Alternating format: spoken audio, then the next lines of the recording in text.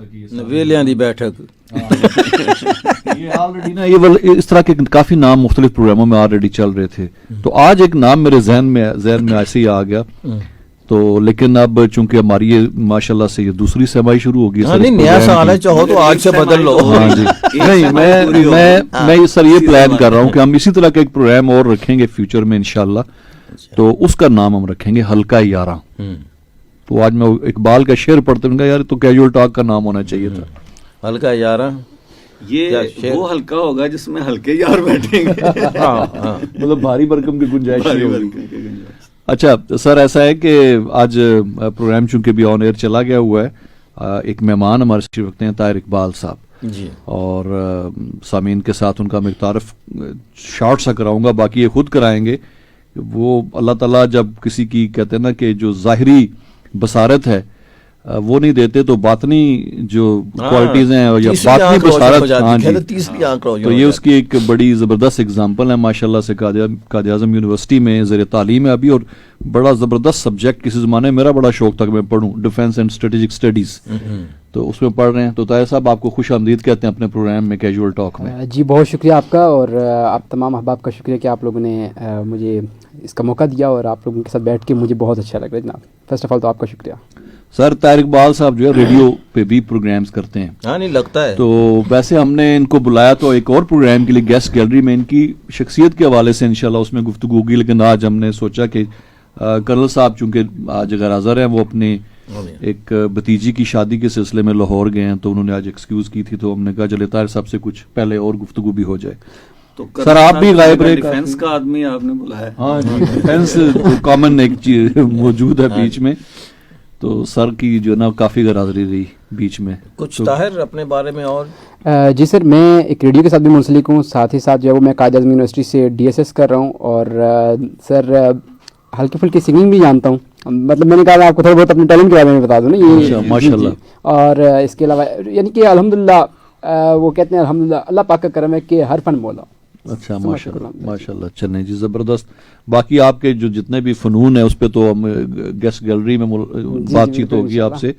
تو میں کہہ رہا تھا کہ سر کافی عرصہ غائب رہے ہیں, ذرا سر کی تو پہلے میں یہ نہیں کہتا رپورٹ لیتے ہیں لیکن سر کدھر آپ 2-3 پروگرام غالباً مس ہوئے ہیں. بس ایک آدھ پروگرام تو شاید یہیں کسی مصروفیت میں ہو گیا, اور پھر مجھے رحیم یار خان جانا پڑا, ایک شادی تھی, شادیوں کا موسم ہے آج کل جی. میں سفر سے ویسے تو ایسے ہی ڈرتا ہوں بہت. اچھا میری عادت یہ ہے کہ ریل کا سفر ہو, بس کا سفر ہو, مجھے سفر کرنے سے ڈر لگتا ہے. جب میں بیٹھ جاؤں کسی گاڑی میں تو پھر میں چاہتا ہوں کہ یہ سفر کبھی ختم نہ ہو.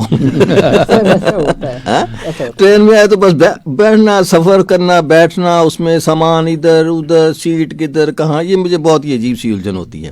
لیکن جب بیٹھ کے پھر لگا اچھا. اس مرتبہ جب میں جا رہا تھا رحیم یار خان تو دھند تھی بہت ہی جی, ان دنوں بہت زیادہ بہت دھند تھی. ہاں جی, اور وہ خیر ڈرائیور بڑا محتاط سا چلا رہا تھا, تو چلتا گیا. ایک جگہ جا کے کچھ جھٹکا سا لگا ہمیں, تو لوگوں کا سامان اپنی اپنی سیٹوں سے آگے نکل گیا ہے نا. اور تھوڑی دیر پہلے ہی میری بیٹی, ایک ہم سروسز اسٹیشن جو ہے وہ کیا سروسز ایریا ہوتا ہے وہاں اترے تھے, اور اس نے کچھ ٹین خریدے, کچھ لیز اور اس طرح کی کچھ جو آج کل کے بچے کھاتے ہیں وہ سامان خریدا, شاپ پر رکھا ہوا تھا. تھوڑی دیر کے پتہ چلا وہ سارا سامان جو ہے اس کا اگلی سیٹوں پہ پہنچ چکا ہے نا. اچھا خیر ہم نے پوچھا کہ ہوا کیا ہے, تو پتہ یہ چلا کہ ایک گاڑی پیچھے آ رہی تھی, اس کو ہماری بس نظر نہیں آئی. اچھا, اور وہ بس تھی پیچھے, اور نام اس کا بڑا اچھا تھا, منٹھار. تو منٹھار ہے نا. تو وہ جو ہے جب وہ قریب آیا ہمارے تو اسے یکدم احساس ہوا کہ آگے بس ہے, تو اس نے لیفٹ موڑا پیچھے, آئی ڈونٹ نو وائی. تو وہ اپنا ڈرائیور سائیڈ جو تھی اس کی ہماری گاڑی کی بیک کی لیفٹ سائیڈ پہ جا کے لگی, اور اس سے ہماری گاڑی کو ایک جھٹکا لگا, وہ آگے جا کے فٹ پاتھ پہ چڑھ گئی. اچھا رک گئے, اترے نیچے, وہ جا کے اس نے دیکھا, تو میں نے, میری بیٹی اسی ونڈو سائڈ میں بیٹھی ہوئی تھی, تو میں نے کہا بیٹا دیکھو کیا ہوا ہے. تو کہنے لگے کہ پتہ نہیں کچھ پانی سا ہے اور اس میں سے جھاگ نکل رہی ہے.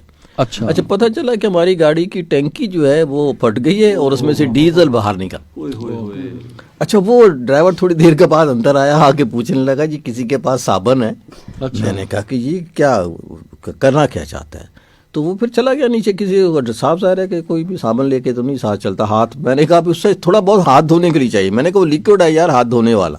کہنا نہیں وہ نہیں, مجھے تو 2-4 ٹکیاں چاہیے بڑی.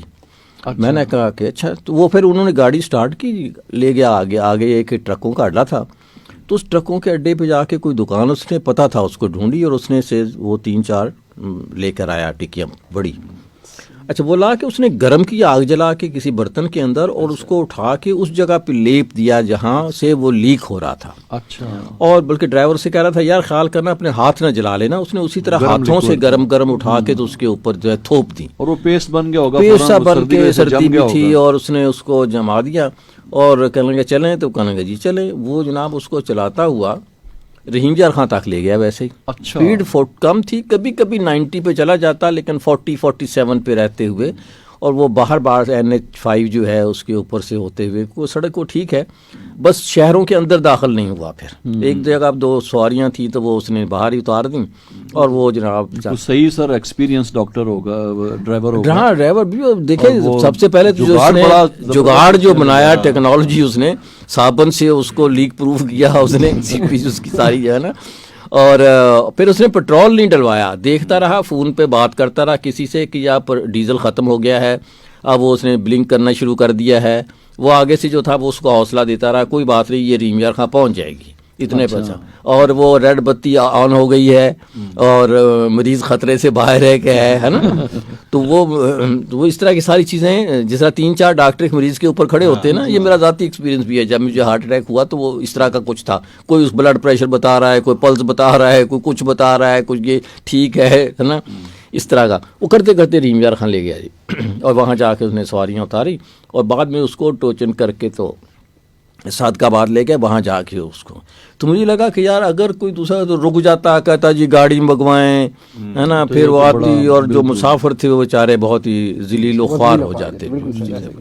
اچھا یہ سر اب یہ جو نئی موٹر وے بنی ہے, جو یہ سی پیک والی روڈ, اس پہ سے جاتے ہیں آپ؟ ہاں نہیں, یہ کچھ چیزیں علاقہ اس کو ڈی اے خان جو جاتی ہے. ہاں نہیں اس طرف نہیں. اچھا یہ وہ روٹ نہیں, یہ فیصلہ آباد سے. اچھا کیونکہ اس پہ سروس ایریاز ابھی نہیں بنے. اچھا جیسے ہو گیا یہ ڈی اے خان تک نہیں, یہاں سروس ایریا بنے ہوئے ہیں, اور قدرے ٹھیک ہیں, بہت اچھے نہیں. جس طرح کہ موٹر وے کے اوپر سروس ایریا ہے, جو NH5 پہ اوپر یا اس پہ ہیں وہ نہیں ہے ٹھیک. واش روم گندے ہیں, اور بھی ہیں کچھ چیزیں نہیں ٹھیک نہیں ہیں. اور لیکن وہاں جب دھند سے آگے موٹر بھی بند کی ہوئی تھی, تو پھر اس ڈرائیور نے کیا کیا کہ وہاں سے وہ عبدالحکیم سے نیچے اتر گیا, اور اتر کر جو ہے آلٹرنیٹ وہ NH5 جو ہے GT روڈ سے ہوتا ہوا NH5 پہ چڑھ گیا, جو کہ نیشنل ہائی وے کہلاتی ہے, 5 نمبر NH5 کہلاتی ہے. تو وہ عبدالحکیم سے جب مڑا نا, تو میری بیٹی کہنے لگی یہ عبدالحکیم لکھا ہوا ہے, یہ کیا ہے؟ تو میری یہ کون ہے؟ ہاں نا, میری بیگم کہنے لگی یہ کسی دکان کا نام ہوگا. میں نے کہا مجھے یاد آ گیا, ایک مرتبہ کسی نے قریش پور سے مل کر کہا تھا کہ یار پاکستان بھی عجیب ہے, جو شہروں کے نام ہونے چاہیے وہ انسانوں کے نام ہیں, اور جو انسانوں کے نام ہونے چاہیے وہ شہروں کے نام ہیں. جیسے قریش پور ایک بندے کا نام ہے, جبکہ یہ شہر کا نام ہونا چاہیے, خان پور کی طرح, ہے نا.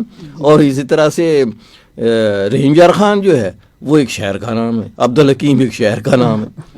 تو یہ ہر شہر اپنا. وہ سفر کی آپ بات کر رہے تھے, اور فیصل آباد کا بھی ذکر آیا. فیصل آباد کے ایک شاعر ہیں انجم سلیمی, اردو میں بھی شاعری کرتے ہیں اور پنجابی میں بھی. ٹھیک. تو وہ جو آپ نے کہا کہ جب میں بیٹھ جاؤں تو پھر بے شک جتنا مرضی, وہ شعر ہے کہ رکھ سہجے سہجے پیر تو ذرا لطف سفر دا لین دے جے ٹریاں ہے میرے نال. ٹھیک. ذرا لطف سفر دا لین دے جے ٹریاں ہے میرے نال, رکھ سہجے سہجے پیر تو کتے رستے جان نہ مک.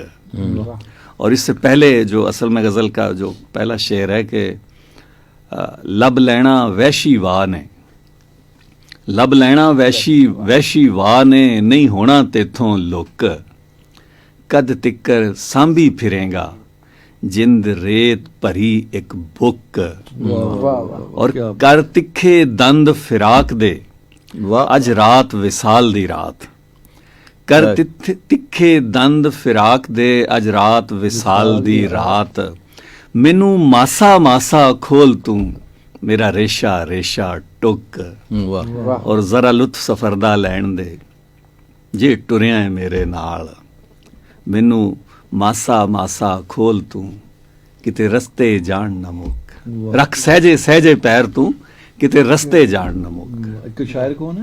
انجم سلیمی. انجم سلیمی. واہ جی واہ. ریت والی اگزامپل بڑی زبردست تھی اس میں.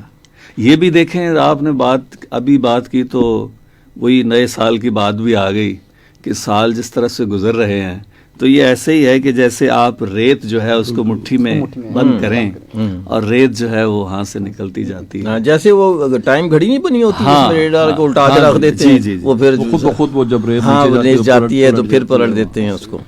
بالکل. اور یہ سر دیکھیں کہ قیامت والے دن جب اللہ تعالیٰ انسان سے پوچھے گا, جو 70 سال 80 سال 90 سال گزار کے آئے ہوں گے کہ بتاؤ کہ مطلب کیسا گزرا, تو وہ کہ چند لمحے میں گزر گئے.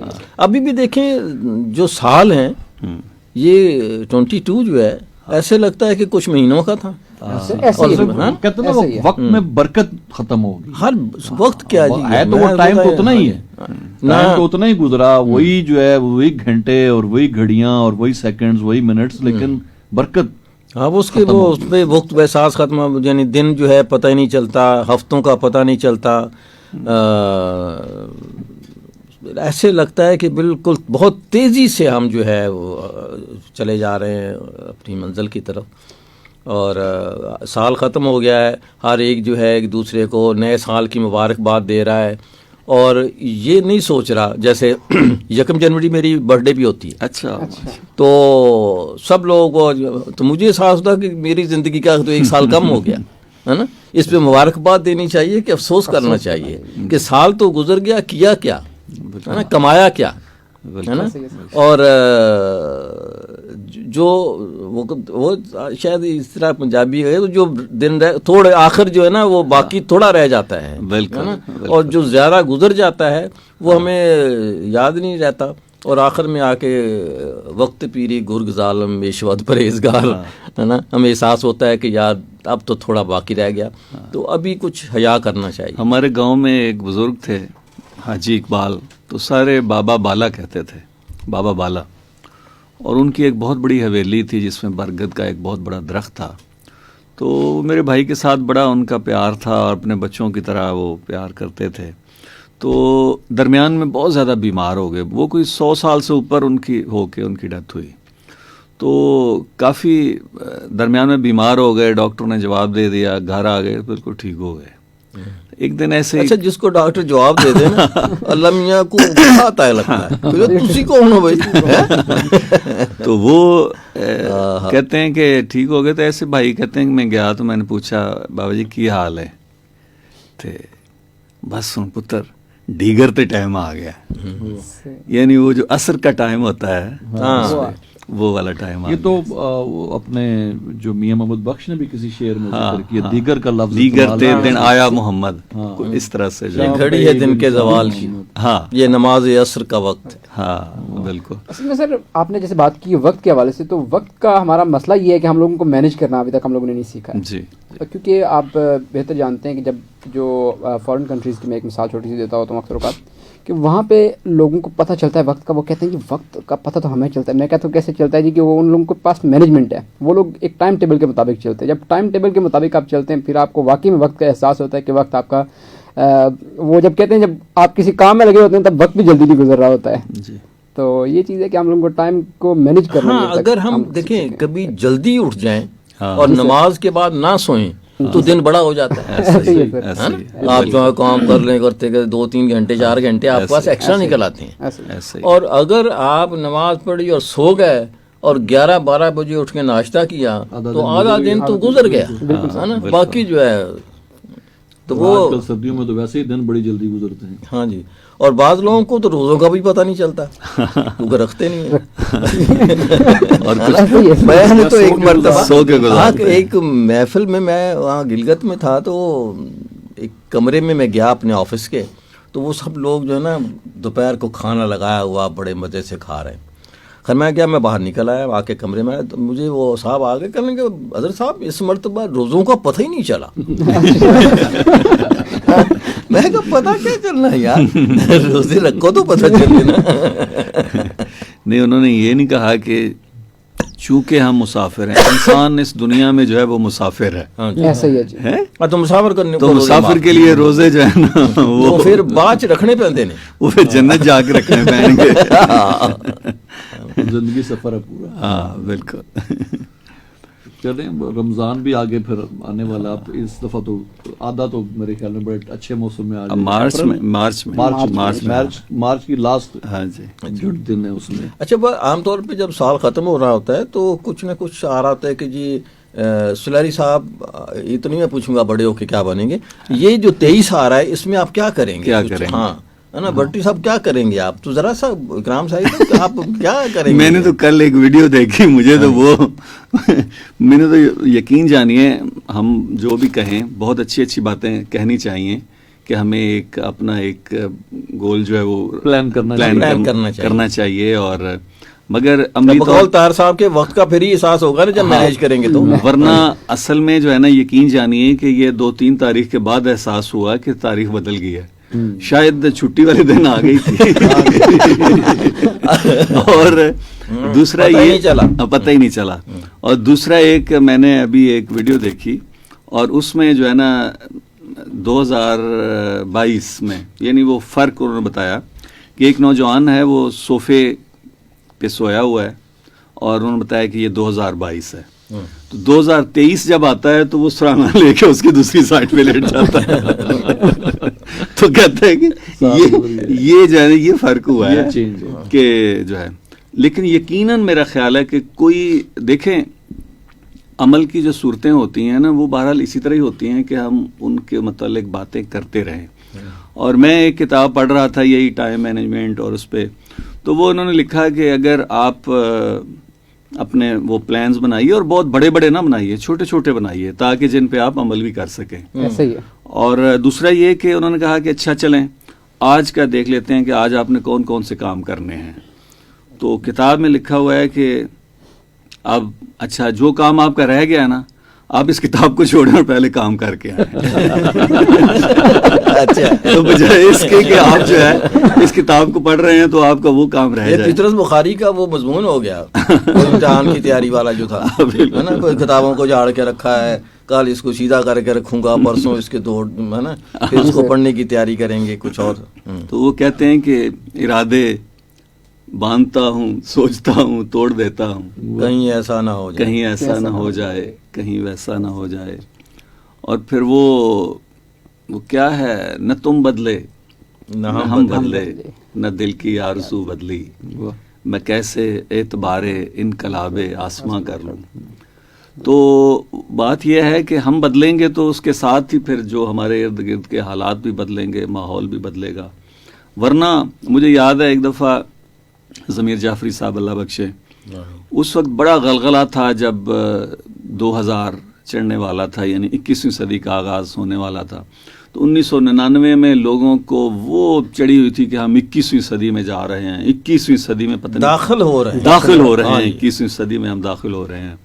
تو وہ آپ کو یاد ہے کہ وہ دور بھی ہنگاموں کا اور اس طرح کا دور تھا، 99 والا جو ہے وہ ماشاء اللہ اور یہ والی چیزیں چل رہی تھیں. تو جعفری صاحب سے جب پوچھا تو انہوں نے کہا کہ جی آپ جا رہے ہیں، ہم 21 صدی میں جا رہے ہیں، تو کیسا آپ کو لگ رہا ہے؟ انہوں نے کہا جس طرح کے ہمارے حالات ہیں مجھے تو لگتا ہے کہ 21ویں صدی ہمارے اوپر لاٹھی چارج کر دے گی. تو اب وہی والی بات ہے کہ ہر سال ہم کرتے ہیں، عزائم باندھتے ہیں، مگر پتہ نہیں کیا ہوتا ہے کہ ان کو توڑ دیتے ہیں. میرا خیال یہی ہے وہ ہمارا ملک ایک نازک دور سے گزر رہا ہے، دور ختم نہیں ہو رہا، ریوائز ہوتا رہتا ہے، اسٹیریوٹائپ جملہ ہے. اور یہ مجھے یاد پڑ رہا ہے کہ غالباً یہ زرداری صاحب صدر تھے، تو وہ تقریب ہو رہی تھی اور یوسفی صاحب کو بھی بلایا ہوا تھا، اور یوسفی صاحب نے اپنا مضمون پڑھا اور وہ تھا ہی اس بات پہ کہ ہم جب سے پیدا ہوئے ہیں ہم یہ جملہ سن رہے ہیں کہ ملک جو ہے وہ نازک دور سے گزر رہا ہے. فلاں نے بھی کہا، فلاں نے بھی کہا، فلاں نے بھی. اس کے بعد جو ہے ان کے بعد جب صدر مملکت کی باری آئی تو انہوں نے پھر وہی جملہ پڑھا. اب چونکہ وہ تقریر ظاہر ہے لکھی ہوئی ہوگی اور وہ جو ہے نا ورنہ تو نہیں ہوتا کہ جملہ کاٹ دوں یار ابھی بےزتی ہوئی ہے تو وہ ساری کی ساری وہی بات چل رہی تھی جس میں وہ پہلے کلاس لے چکے تھے. تو اس طرح تو بھٹی صاحب ملک جو ہے وہ نازک دور سے گزر رہا ہے. اچھا جتنا نازک دور سے گزرتا ہے لوگ اتنے مضبوط ہوتے جا رہے ہیں. اصل میں ہوتا ہے کہ اس کا امیون سسٹم زیادہ کام ہو جاتا ہے جتنا وہ ہوتا. ایک مرتبہ کسی اینکر کا سنا تھا کہتے ملک ڈیفالٹ ہو رہا ہے وہ کہنے لگا یار میں تو کہتا ہوں کہ اللہ کرے ہو ہی جائے. میں نے کہا کیوں؟ کہنے لگا اس سے یہ ہوگا پتا کچھ بھی نہیں ہونا یار, کچھ بھی نہیں ہونا ہے نا.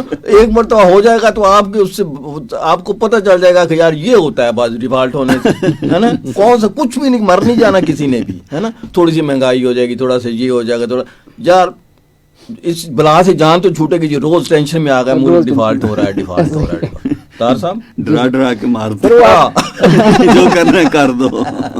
سر وہ نازک صورتحال والی بات کی آپ نے, تو وہ یہ ہے کہ یہ نازک صورتحال سے ہم نکلیں گے کب, یہ سوچنے والی بات ہے. یہ فیض صاحب والی بات ہے جی جو آپ نے بھی سنی ہوگی. فیض صاحب سے کسی نے پوچھا کہ جی یہ ملک کے حالات بڑے خراب ہو رہے ہیں تو کیا, تو فیض صاحب کہنے لگے کہ یار پاکستان کے حوالے سے نا ایک اچھی بات ہے اور ایک بری بات ہے. کہیں گے جی بری اچھی بات کیا ہے؟ کہیں گے اس کو کچھ بھی نہیں ہونا. تو کہنے لگا کہ بری بات کیا ہے؟ کہیں گے اس نے ایسے ہی چلتے رہنا. نہیں کوئی تو حکمت ہے اس میں جو اس نازک صورتحال کے باوجود جو ہے یہ گزارا ہو رہا ہے. اچھا گزارے کی بات ہے, یہ 20ویں صدی کی بات کی. ونس اپون اے ٹائم ابھی میں دیکھتا ہوں تو 22 سال ہو گئے جب ہم نئی صدی میں داخل ہو رہے تھے. 22 سال پہلے میں ڈاکٹر عطاء الرحمان صاحب جو وزیر سائنس تھے اس وقت, جی جی, ان کے ساتھ یہ نئی صدی کے کنسلٹنٹ کے طور پہ کام کر رہا. اچھا.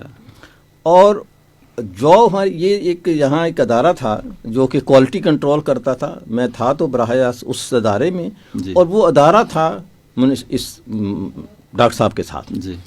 ہمارا آفس اور ڈاکٹر صاحب کا آفس ایک ہی فلور پہ تھا. جی. یہ جو بلیو ایریا جہاں ہمارا رفا کا آفس بھی ہے, جی جی, وہاں. اور کام ہمارا یہ تھا کہ یار لوگوں کو اور میڈیا کو اور جرنلسٹ کو اس طرح موٹیویٹ کیا جائے کہ یار نئی صدی آ رہی ہے تو ہمیں کوالٹی کانشیس ہونا چاہیے. بس یہ میری ذمہ داری تھی. میں جرنلسٹوں کو بلاتا, ان کو چائے وائے پلاتا اور ان کو کہتا کہ یار یہ لکھو یہ لکھو یہ لکھو, تاکہ ہم آئندہ صدی میں جب داخل ہوں تو ہم کوالٹی کانشیس ہوں, کہ ہمیں پتہ ہو کہ یار ایک چیز خریدنی ہے تو اس کے اوپر یہ کیو کا نشان, کیو پی کوالٹی آف پاکستان ایک لوگو بنایا گیا. یہ دیکھیں کہ یار اس کے اوپر لگا ہوا ہے کہ نہیں لگا ہوا ہے. جو مینوفیکچرر ہیں ان کو موٹیویٹ کیا جائے کہ یار یہ چیزیں جو ہیں اس طرح سے بنائی جائیں. اور اچھا میں نے بہت سیکھا جی. دن تو میں نے کم گزارے ان کے ساتھ, کچھ ماہ گزارے, 4-5 ماہ میرا کانٹریکٹ اتنا تھا. اور لیکن اس نئی صدی میں میں مختلف اداروں سے جا کے ملا کہ یار آپ نے کیا تیاری کی ہے اگلی صدی میں داخل ہونے کی. جی. اچھا ایک منسٹری میں گیا, انڈسٹری کی منسٹری سے جی, اختر عبدالرحمان یا کوئی اس طرح کر کے, یہ ان کا کوئی وزیر تھا. تو ان سے میں نے کہا جی کہ میں اس طرح سے کنسلٹنٹ ہوں, یہ کام کرتا ہوں, میں صرف آپ سے یہ پوچھنے آیا ہوں کہ آپ نے کیا تیاری کی ہے. تو وہ نے کہا جی ہم نے تقریر تیار کر لی ہے نا. اور اس کا یار میں اتنا, اور وہ جب جائیں گے اختر عبدالرحمان صاحب فلاں ملک میں ایک انٹرنیشنل کانفرنس ہو رہی ہے نئی صدی کے حساب سے, وہاں یہ ہوگا, پھر یہ ہوگا, پھر یہ ہوگا. میں جب 2-3 میں نے کہا میں یہ پوچھ رہا ہوں کہ نئی صدی میں آپ داخل ہو رہے ہیں, یہ کیا کہہ رہے ہیں آپ؟ تو کہیں گے جی نہیں ہمیں تو جو کچھ کہا گیا ہم وہی کر رہے ہیں. اچھا ایک اور سیکرٹری صاحب لیول کے آدمی کے پاس گیا, میں نے اس سے جب بات کی تو وہ مجھے کہا اظہر صاحب آپ پریشان نہ ہو, ہم بڑی آسانی سے نئی صدی میں داخل ہو جائیں. اچھا ان کا خیال تھا کہ شاید ہماری کوئی کھال کھینچی جائے گی کسی طرح سے, ہے نا. کہتا ہے تکلیف نہیں ہوگی ہمیں کوئی بھی, ہم بڑی آسانی سے نئی صدی میں داخل ہو جائیں. پھر جعفری صاحب نے صحیح کہا نا لاٹھی چارج والا. ہاں مطلب یہ کہ آپ کیوں پریشان ہیں, کچھ بھی نہیں ہوگا, آپ پریشان کچھ بھی نہیں ہوگا. وہ سمجھ رہا تھا کہ میرے کوئی بہت سخت پریشانی ہے مجھے کہ پتہ نہیں کیا ہو جائے گا. اور اچھا وہ اس وقت جو ہے میں کچھ ایسے لوگوں, اچھا ہم نے 1947 میں یا غالباً 2-4 ماہ آگے پیچھے ایک معاہدہ کیا تھا ISO والوں کے ساتھ کہ جب ہم नई सदी में दाखिल होंगे तो तब हम ये क्वालिटी कंट्रोल पे अमल दरामद करेंगे। ये दुनिया के साथ वाहिदा किया था। और उस वक्त हम पाबंद थे कि हमारी हर प्रोडक्ट जो है वो ISO सर्टिफाइड होनी चाहिए और दुनिया की जो इंटरनेशनल मेयार है उसके मुताबिक होनी चाहिए। वो हम नहीं कर पाए थे उस वक्त तक। और परेशानी ये थी कि हमारी जितनी भी एक्सपोर्ट है वो सारी रिजेक्ट हो जाएगी। लेकिन किसी को कोई परेशानी नहीं थी और फिर होना शुरू हो गया काम। मैं फैसलाबाद के एक कपड़े वाले से मिला जिसने मुझे कहा जी कि मैंने इतने करोड़ का कपड़ा ताशकंद भेजा था, वहाँ वो पड़ा हुआ है। उन्होंने कहा कि इस कपड़े का जो रंग है वो हेल्थ हैजर्ड है, सेहत के खिलाफ है, हम ये कपड़ा नहीं ले सकते। आप कहता वहाँ एयरपोर्ट पे पड़ा, मंगवाऊं तो 2 करोड़ और लगता है, नहीं तो वो 2 करोड़। तो मैं सोच रहा हूँ कि उसको कहूँ कि उठा के समुद्र में फेंक दो, यार मुझे नहीं चाहिए ये, है ना। ये तो मेरे साथ हो गया। अच्छा, वजह क्या है कि यहाँ फैसलाबाद में कोई लेबॉर्ट्री नहीं है कि मैं कपड़ा उसके पास ले जाऊं कि ये मुझे बताओ कि भाई हेल्थ हैजर्ड है तो मैं इसका टेस्ट तो कर दो, मुझे कोई सर्टिफिकेट दे दो जी। कोई नहीं है लेबॉर्ट्री। अच्छा, इसी तरह से एक साहब मुझे मिले उन्हीं दिनों में जिन्होंने अपना कुछ लैंप थे जो नमक के बने हुए लैंप थे, नमक के, उसके अंदर तारें लगी होती हैं, और वो उन्होंने अमेरिका एक्सपोर्ट किए थे। अमेरिका एक्सपोर्ट करने के बाद वहाँ उनको पता चला कि जनाब इसके अंदर जो तार डाली गई है वो उस स्टैंडर्ड की नहीं है जो हमें चाहिए। अच्छा, उन्होंने फिर क्या किया कि यहाँ से एक बंदे को बुलाया अमेरिका, उसने वो सारी तारें तब्दील की, तो तब जब उसके टेबल लैंप जो थे और दूसरी चीज़ें जो है वो इसमें। अच्छा, उस वक्त चीज़ें आ रही थी, मैं शायद ज़्यादा वक्त ले गया, लेकिन मेरा ख्याल है कि इस बात को आना चाहिए। चलो 22 साल पहले नहीं आई तो आज ही हमें समझ आया, नया साल है तो हम अगले साल का टारगेट ये रख लें कि देखें, एक होती है कि आपने क्वालिटी कंट्रोल करनी, जिसको आप प्रोडक्ट बन रही है जब, तो ये वो चीज़ें जो मैंने सीखी, मतलब ना कि एक प्रोडक्ट बन रही है, मिसाल के तौर पर ये कब बन रहा है तो इसके मुख्तलिफ स्टेप हैं।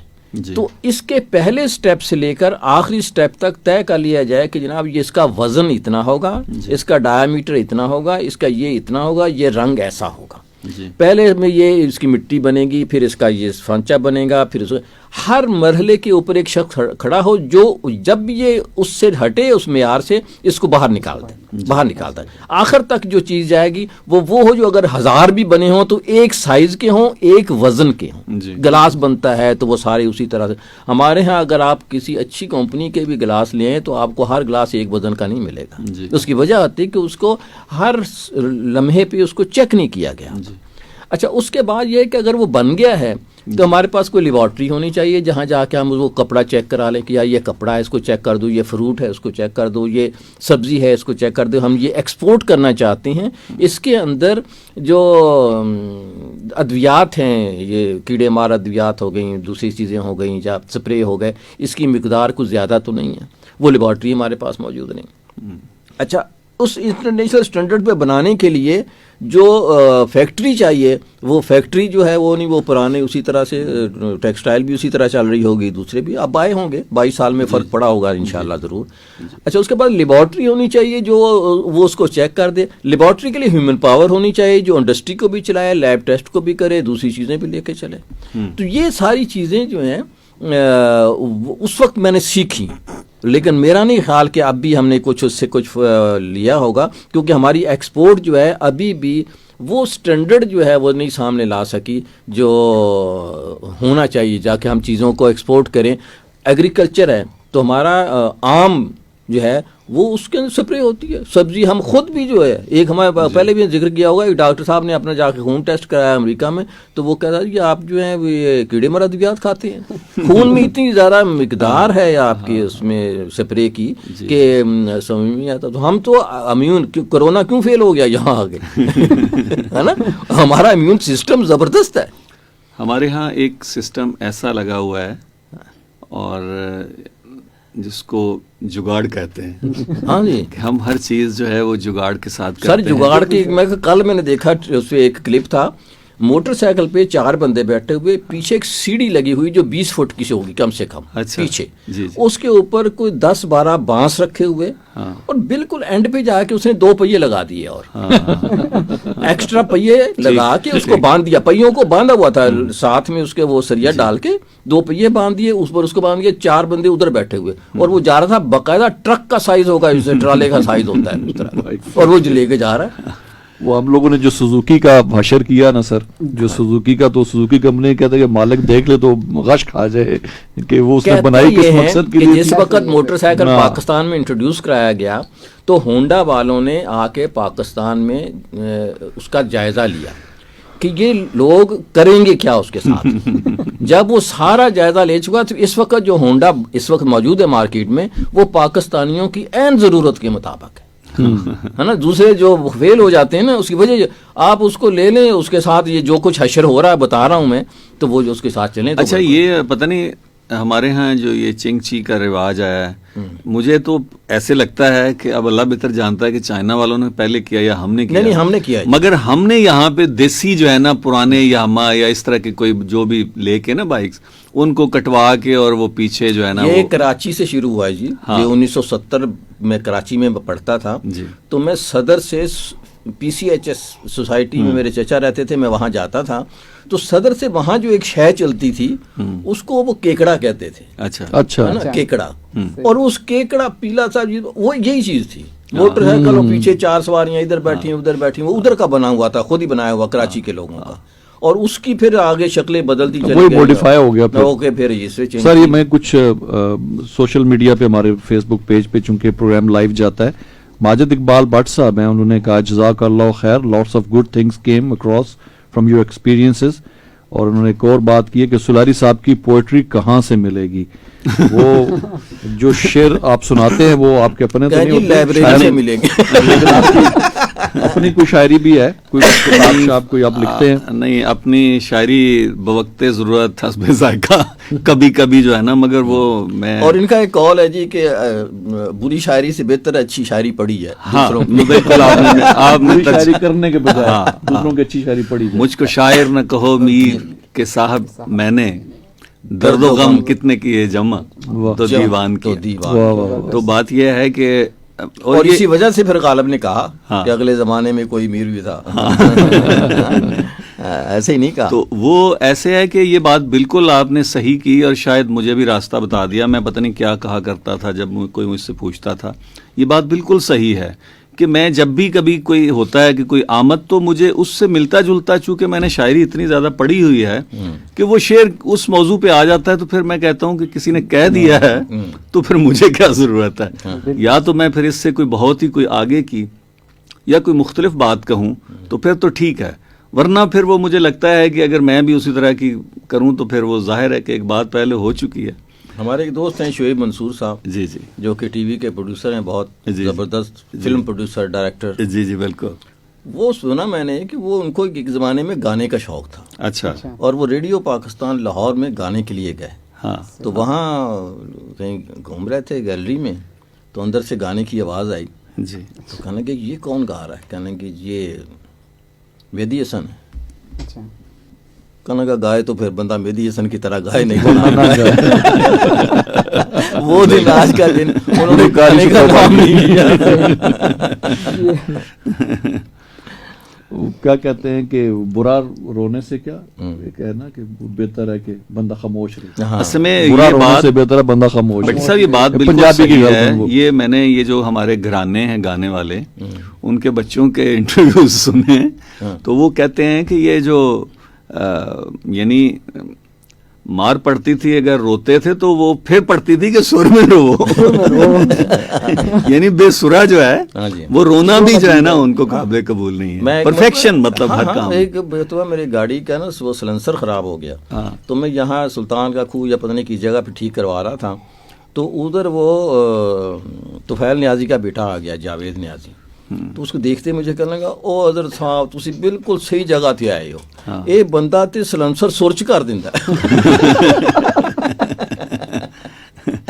واہ واہ. اب مجھے یاد نہیں آ رہا کہ میں نے کہیں پڑھا تھا, کسی بڑے آدمی کا قول ہے کہ جب آپ کوئی بھی اگر آپ خاکروب ہیں, جھاڑو پھیر رہے ہیں, سڑک صاف کر رہے ہیں, تو آپ کو اتنے ماہر ہونا چاہیے اس صفائی میں کہ ایسے لگے کہ جیسے جو ہے مائیکل اینجلو جو ہے وہ کوئی اسکلپچر بنا رہا ہے, یا کوئی پکاسو جو ہے وہ پینٹنگ بنا رہا ہے, یا شیکسپیئر جو ہے وہ کوئی کہانی لکھ رہا ہے. مطلب کہنے کا یہ ہے کہ پرفیکشن اور دل لگا کے, ہاں مسلسل میں پرفیکشن بھی نہیں ہے, اس میں آپ کی کمٹمنٹ اور شوق اگر شامل ہو جاتا ہے تو پھر وہ کام ہی نہیں رہتا. ایسا ہی ہے. ڈاکٹر انیس صاحب نے تو جو رفا ویلیوز جو لکھی ہیں, اس میں جو ہماری جو بیسکلی جو ہماری اسلامی ویلیوز ہیں, اس میں اتقان ایک ویلیو ہے, اور اتقان جو ہے وہ ہے پرفیکشن, کہ ہر چیز میں اردو میں سائنٹیفک,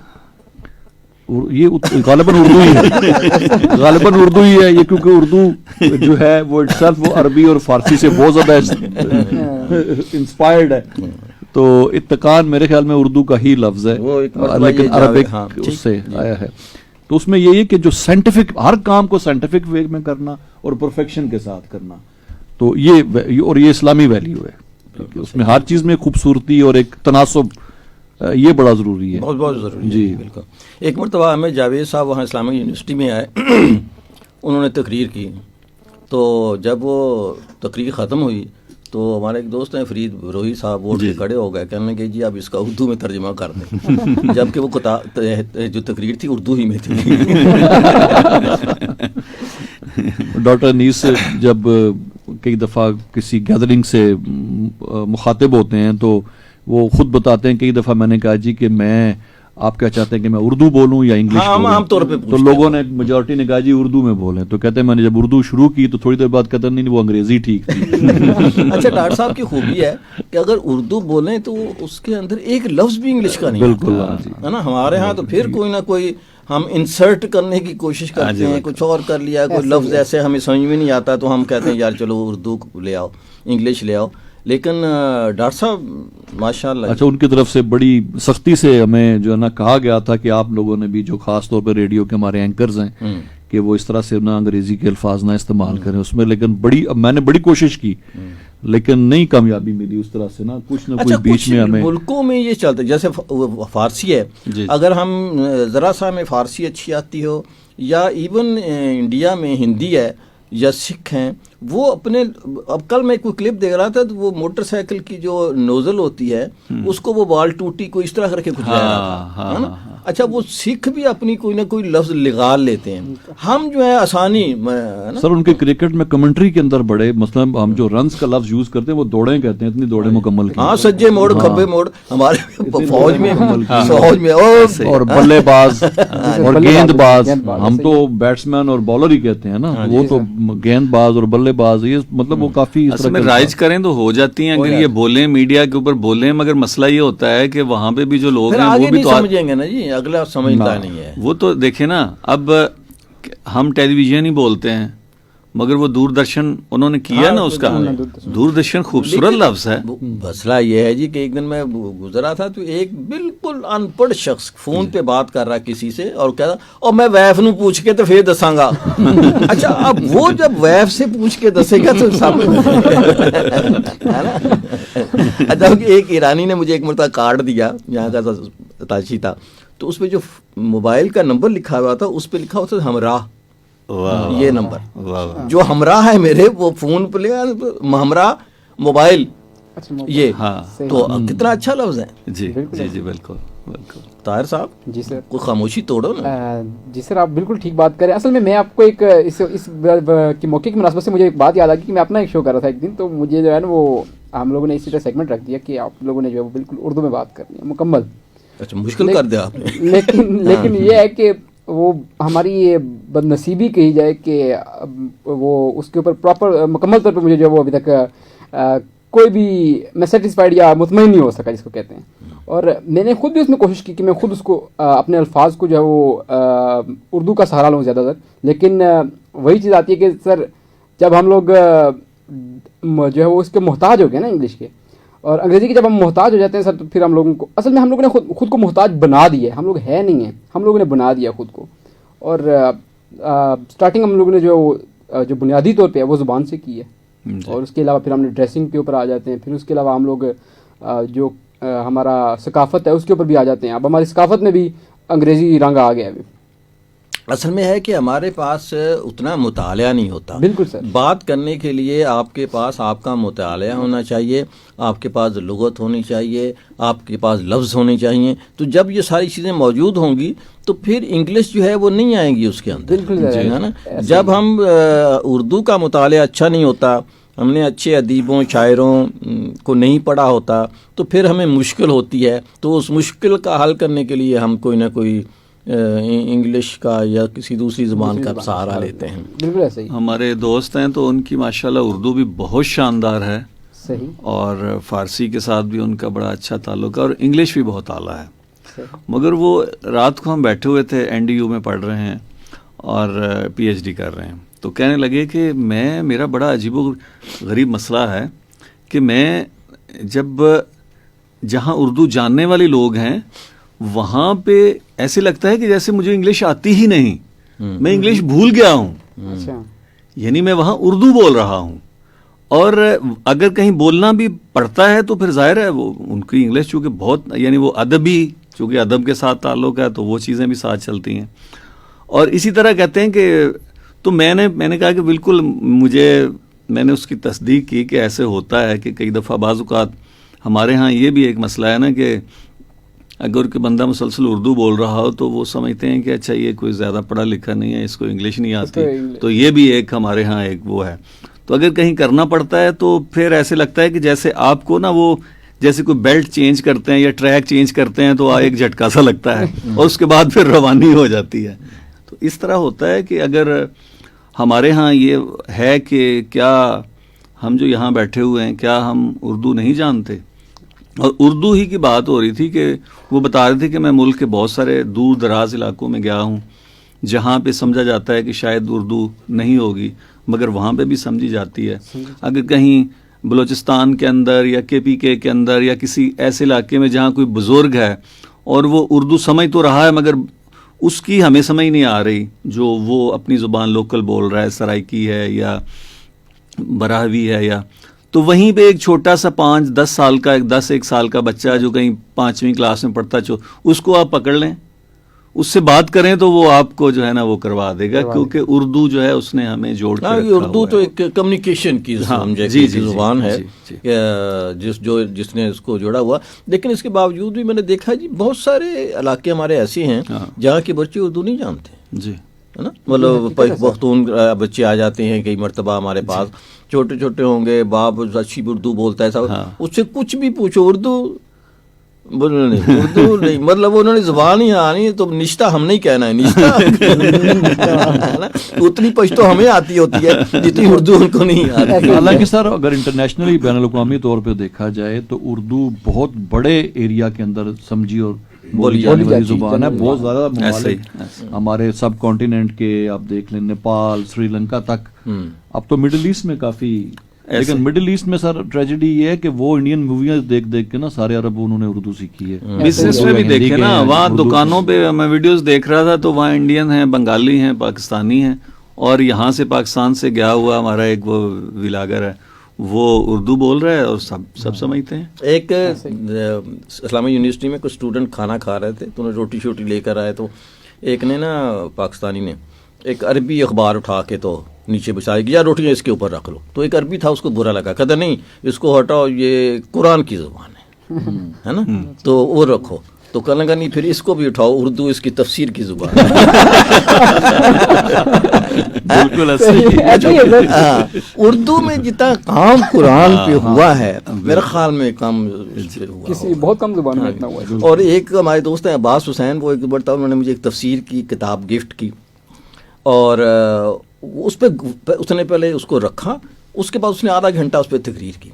صاحب یہ کتاب ہے, اس کی یہ خوبی ہے. اچھا میرے گھر میں بیٹھا ہوا تو وہ میری بیٹی کہنے لگی کہ مجھے تو اردو آتی نہیں, تو کہنے لگا بیٹا پھر اس کے لیے سیکھ لو, ہے نا. پھر اس کتاب کے لیے اردو سیکھی. واہ. تو اردو جی ایک کلچر کا نام ہے, زبان کا نام نہیں ہے, ثقافت کا نام ہے. ایسے ہی. جب ہم اردو میں داخل ہوتے ہیں تو اس کے ساتھ وہ سارا علم, وہ حکمت, وہ تربیت جو ہے وہ بھی اس کے ساتھ آتا ہے. آپ جناب ہر حضرت چیز, میاں ہر چیز, یہ ساری ہر چیز ایک تربیت کا نام ہے. جی. اچھا, اس میں واجد صاحب ہمیں اشارہ کریں کہ ہمارا وقت اب یہ اشارے بہت پروگرام کرتے ختم ہیں. ہونے کا. ہاں جی, ہم تو اشارے میں آپ سمجھتے ہی نہیں. وہ اشاروں والی عمر گزر گئی. طاہر صاحب سے ساتھ ہمارے جی سر بڑا ان کے ساتھ تو بلکہ ہمارے ان سامعین کا کی ایک سٹائل تفصیلی بات کرنے ملاقات کا بھی بھی ہوگی. ایسے ہی لگتا ہے کہ بس مائک ہمیشہ سامنے ہی رکھتے ہیں. ہاں بالکل. نہیں, وہ لگتا ہے کہ وہ بہت آؤٹ اسپوکن ہوں گے. ریڈیو پہ میں نے کبھی سنا اصل میں نہیں ان ریڈیو کو. پاکستان کے جو پرانے لوگ ہوتے تھے نا, وہ جب بھی مائک پاس سامنے آتا تو کہتے یہ ریڈیو پاکستان ہے اور آپ سن رہے ہیں, ہے نا. وہ ایک سٹائل ہی مائک کے ساتھ ایک کیمسٹری بنی ہوئی تھی نا ان کی. ان کا جو ہے وہ بات کرنے کا سٹائل ایسے ہی کہ ابھی بھی مائک سامنے رکھا ہوا ہے. ہاں بالکل. ماشاءاللہ آواز بھی اچھی ہے. جی, تو ان کے متعلق تو ان کی لائف کے متعلق انشاءاللہ ایک دوسرے پروگرام میں ان سے تفصیلی جو ہے نا ہمارے سامعین کی ملاقات ہوگی. میں سر یہ بتاتا چلو, ابھی عاصم نے ایک اسکرین شاٹ شیئر کیا تھا مجھ سے. آج ہم چونکہ نئی سمائی ہماری شروع ہوئی ہے 1 جنوری سے رفا ایف ایم پہ, تو بہت سارے نئے پروگرامز بھی ہم نے اس میں شامل کیے ہیں. کل بھی ہمارے 3 لائیو شو چلے ہیں, آج بھی یہ دوسرا تیسرا لائیو شو چلا ہے.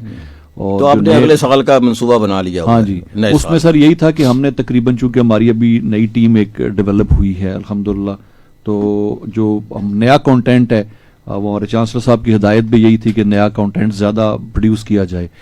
تو اس سمائی میں ہم نے اس کو ڈبل کیا ہے نئے کانٹینٹ کو ماشاءاللہ. تو الحمدللہ. تو ابھی ایک پروگرام جو ہے جیسے کچھ دیر پہلے اس پروگرام سے پہلے چلا ہے, وہ پروگرام جو بھی پاکستانی طلباء اگر باہر اسٹڈیز کے لیے انٹرسٹڈ ہیں تو ان کے لیے گائیڈ لائن جو ہے ڈریمنگ یوتھ کے نام سے شروع کیا گیا ہے. اسی طرح سے رفا کے بارے میں, رفا یونیورسٹی کے بارے میں ہمارے جو مختلف ڈپارٹمنٹس کے ہیڈ ہیں, ڈینز, ڈائریکٹرز ہیں, ان کے ساتھ ایک گفتگو ہے رفا تھرو مائی آئیز. اور ایک اسٹوڈنٹس چونکہ انگریزی سر یہی ہے, مجبوری ہو رہی ہے. اور ابھی وہی بات یہاں پہ ہو رہی تھی کہ کیسے انگریزی کو دیس نکالا دیا جائے. ہاں, اس کو لیکن گوگل میں ڈالا کریں, وہ ٹرانسلیٹ کرے گا. جی, جب تک جو ہے نا وہ دیس نکالا کہتے ہیں نا کہ انگریزی کو کیسے, جب تک انگریز نہیں یہاں سے نکلیں گے تو اس وقت تک انگریزی بھی نہیں نکلے گی. اور انگریز تو کافی اندر تک گھسے ہوئے ہیں سر, بات دوسروں تک پہنچنی چاہیے. ہاں جی. اسی طرح رفا کے اسٹوڈنٹس کے ساتھ بھی ایک سیشن جو ہے وہ انشاءاللہ اس کچھ طلبہ کے ساتھ بھی کر لیں. جی سر, اسی کے ساتھ کیونکہ اسٹوڈنٹ مین اسٹیک ہولڈر ہوتے ہیں سر. میں اسٹوڈنٹ کی وجہ سے کہہ رہا تھا. ہاں جی, وہ ایک پروگرام بھی انشاءاللہ ہم نے اس میں شامل کیا ہے. تو امید ہے ہمارے سامعین کو ہمارے جو نئے پروگرام ہیں پسند آئیں گے. آپ کی فیڈ بیک کی بڑی ضرورت ہوگی. گو کہ ہمارا وہ میسج والا سسٹم ابھی تک کام نہیں کر رہا, لیکن واٹس ایپ کے ذریعے یا اپنے آپ جو ہمارا یہ فیس بک پیج ہے اس پہ آپ اپنے کامنٹس جو ہیں ہم تک پہنچا سکتے ہیں. تو وہ سر بہت بہت شکریہ تشریف لانے کا. لاری صاحب آپ کا بھی, طاہر صاحب آپ کا بھی. آپ کا شکریہ سر کہ آپ نے مدعو کیا اور مجھے آپ کے ساتھ بیٹھ کے, آپ کی اس محفل میں بیٹھ کے یقین کریں کہ بہت خوشی محسوس ہوئی. اور بالکل وہ پتہ چلتا ہے کہ اپنائیت اور ایک اپنائیت کا احساس ہوتا ہے یہاں پہ آ کے. بس وہ کیجول ٹاک ہم نے رکھا اسی لیے ہے کہ یہ بغیر کسی موضوع کے کوئی پیٹ آپ بھی آج بیٹھے ہوں گے, آپ کوئی ہم نے طے نہیں کیا کہ ہم نے یہ بات کرنی یہ نہیں کرنی, تو بس وہ ایک گفتگو ایسے ہی ابرپٹلی ہم شروع کرتے ہیں اور وہ کئی موضوعات کو کور کرتے ہوئے پھر ختم ہوتی ہے. تو بہت بہت شکریہ, آپ بھی تشریف لائے ہمارے پروگرام میں.